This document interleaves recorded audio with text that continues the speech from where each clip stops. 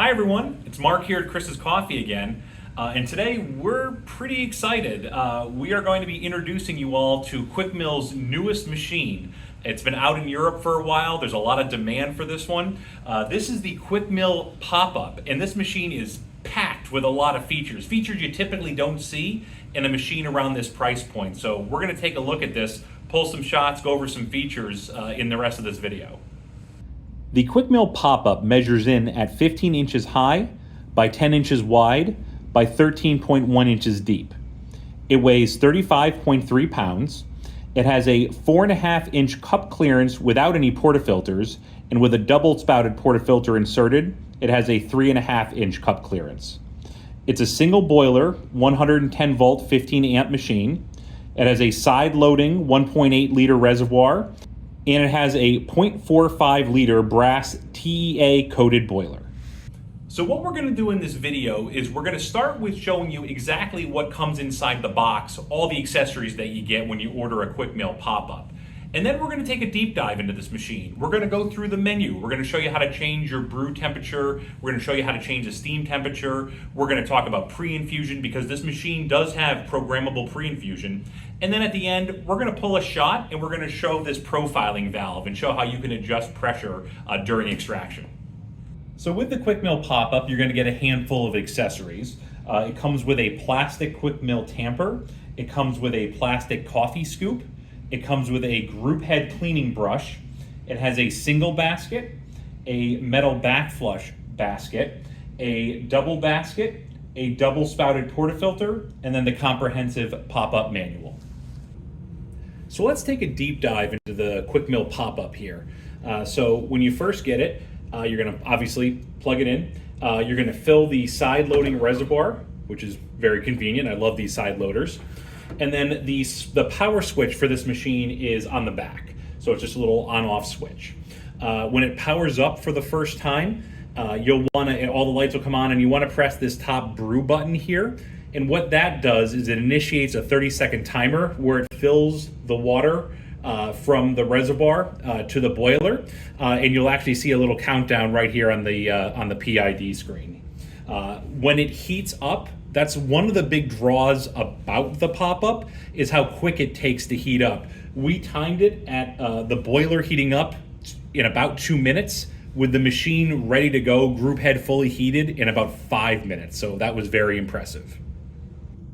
Okay, so let's take a look at the menu here. Now, to access the menu on the pop-up, super easy to do. Just hold down the brew button. All right, and now we're back at that menu. So the first one you're going to see is CF, and that stands for Celsius or Fahrenheit.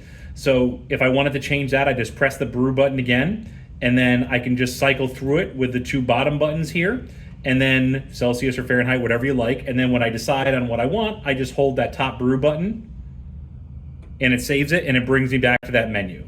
So next option, after Celsius and Fahrenheit, it just says F on this. This is a power saving mode. This has to do with the energy consumption of the machine. Don't touch this, just move past it. Next one is eco mode. So what eco mode does, like I said, select it. You can see it goes from 0 all the way up to 90. And the idea is you can set it to a certain amount of time. So if I set it to 90 here, after 90 minutes of inactivity, the machine is going to power down to a lower temperature and to conserve energy for you. So if you want to do that, very easy to do. I'm going to set this one at 0 here. And once again, to save it, you just hold that button. So the next option is standby mode, and that's very similar to eco mode. So once again, press the brew button to get into the options. And you can see up to 90 seconds again, or 90 minutes again. And what this is going to do is, eco mode, put it to sleep and lower the temperature. This will power it down completely. It won't shut the machine off, but it'll lower the temperature down to nothing. So I'm going to keep this at 0. Once again, save it here. All right, move on to the next. All right, next up is pre-infusion. So we just select that.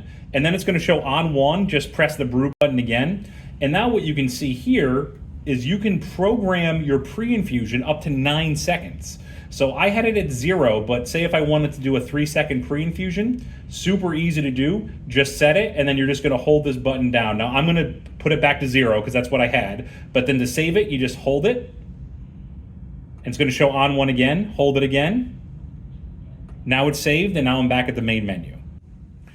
All right, next one up is offset. Don't touch this. You know, this is gonna mess with your temperature offset on these units, so I would just go to the next one.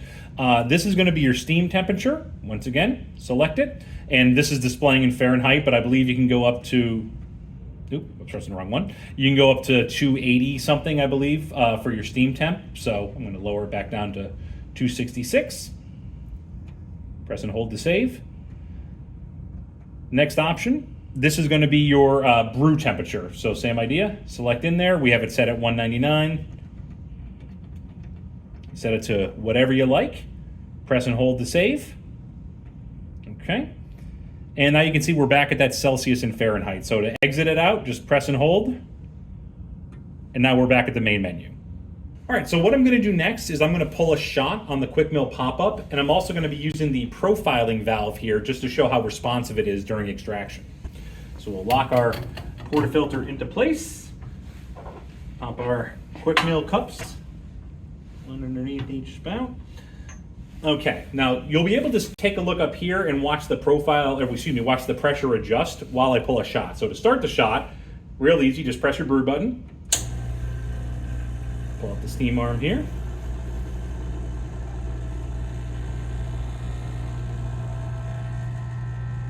Then you can see all the way to the right, okay, is actually going to increase your pressure, and then to move all the way to the left, you can see how responsive that is, lowers the pressure. So very, very impressive. I've used a lot of flow control devices, and this is one of, if not the most responsive one I've ever used. And I'm happy with the shot. Give it a couple more seconds.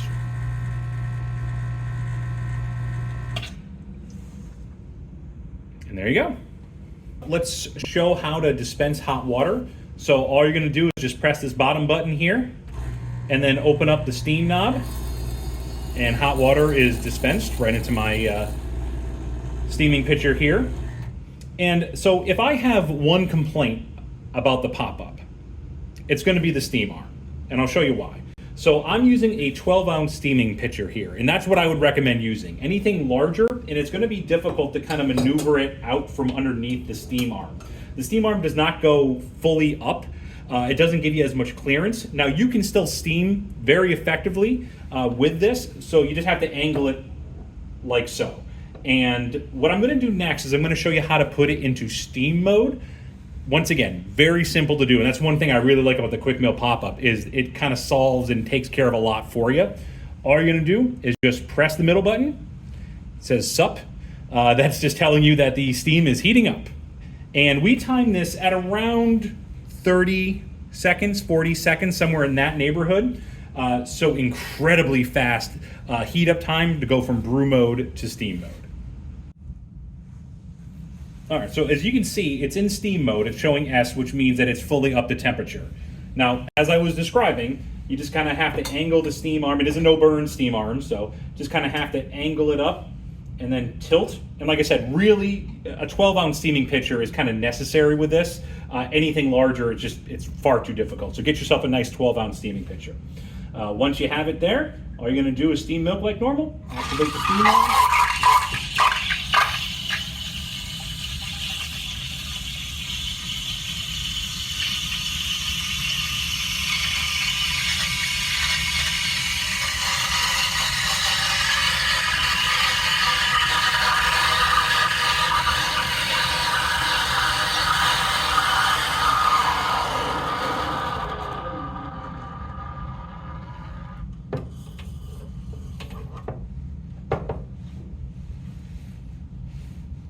There you are. All right, so once you're done steaming, if you just steamed like we just showed you, after 15 to 20 seconds, the machine is automatically going to put itself back into brew mode. And that's done on purpose. That's a good thing, because what it's doing is protecting the heating element, okay? So if you wanted to, however, say I just steamed my milk and I want to go back into brew mode manually, all you do is first remove your portafilter, if it's in there, press the steam mode again, and then what you're going to do is you're going to press the brew button, and that's purging the machine. And you can see the temperature is going to be lowering there. It's displaying in Celsius right now, but that'll lower until it gets down to brew mode.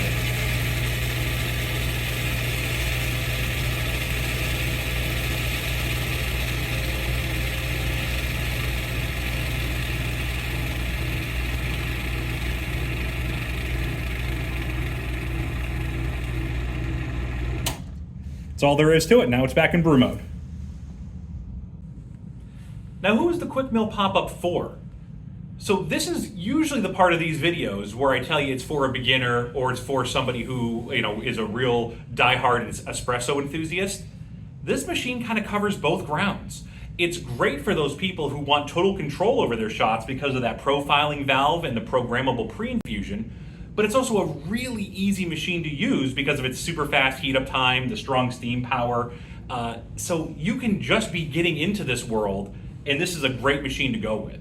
But at the same time, if you really want to have total precision control, hard to beat the QuickMill pop-up. Thank you for watching our video on the QuickMill pop-up. If you have any questions at all on this machine, please give us a call at 518-452-5995, or you can email us at support@chriscoffee.com, and we'll be happy to answer any questions you may have. Until next time.